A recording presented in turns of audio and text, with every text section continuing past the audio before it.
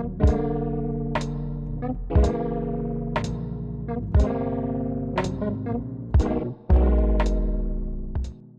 folks, this is Aitanaja from inspiredtorise.com, and today we are going to talk about the ASUS F570ZD.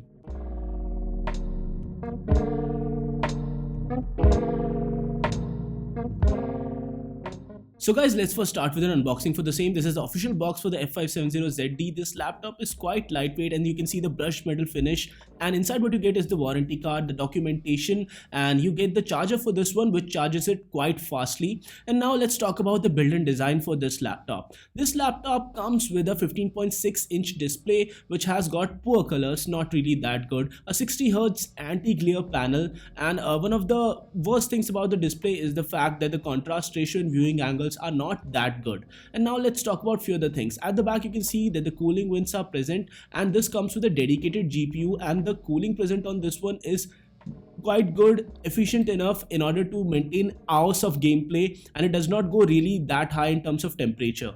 On the left hand side there are two USB ports, 3.5mm jack, one Kensington lock slot, and if you look closely, the left hand side has the nice blue accent and it's present on the right hand side also. There's the HDMI port, the USB port, one LAN port, DC in, USB Type-C port, and a micro SD card slot which is present on this laptop. Overall it's quite a lightweight laptop at just around 2 kilograms, and the brushed metal finish hides the plastic interior, and it does have a plastic build but it's hidden by the metallic finish. The touchpad is okay for your normal usage, but seriously nowhere close to the high-end laptops by ASUS, and the keyboard also is good enough for your normal day-to-day computing tasks. This laptop has a 3-cell battery and you can get around 2.5 to 3 hours on normal computing usage, and if you are doing heavy work then I would recommend you to plug in your laptop, as you won't get any performance on the battery power. And now let's talk about the specifications. It comes with a Ryzen 5 2500U quad-core 8-thread processor. The maximum clock speed is not as high as of Intel chips, and it has 8GB of soldered RAM on the inside, and you can put in 2 more SODIMMs in order to increase the RAM up to 16GB, and it comes with Radeon Vega 8 graphics and GTX 1050. Let's talk about benchmarks and performance. So the overall performance of this particular APU is good, but really not that close to something like Intel's 8th generation Core i5 mobile chipsets. And if we talk about the multi-core performance, it also lags somewhat behind the Intel counterparts. One of the redeeming factors here is the pricing. The pricing is low enough in order to justify the performance for this specific CPU. The hard disk on the inside is a 1TB 15400 RPM, and it's one of the biggest pain points in terms of performance, as the read-write speed is not that high. And now let's do a sound check.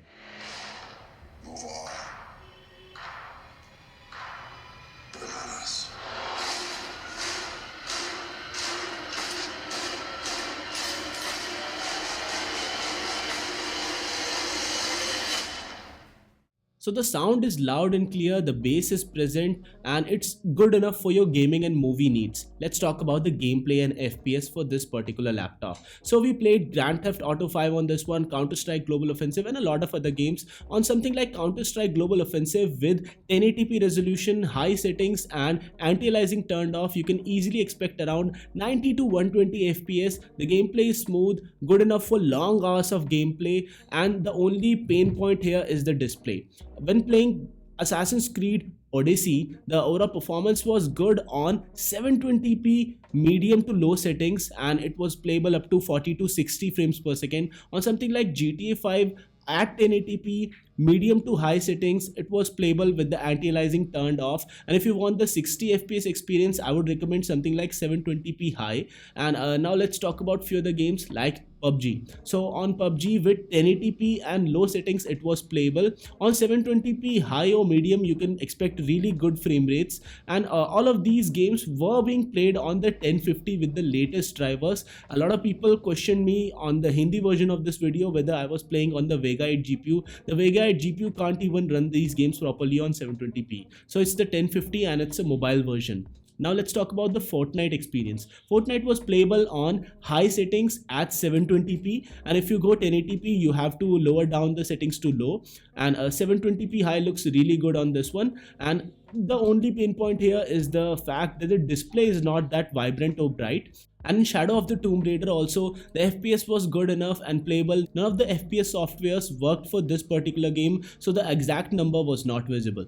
This laptop retails for a price of around 52,990 rupees online, and for such a price this laptop packs in a lot of punch. The gaming performance is good enough and it has got really good thin lightweight design. The only pain points here are the fact that it's got a traditional hard disk which you can replace with an SSD, and the RAM is just 8 GB which can be upgraded to 16 GB. But the main pain point is the display, which is something which can't be upgraded, and it comes pre-packed with Windows 10. For this price, I believe it's a good gaming choice for a lot of people.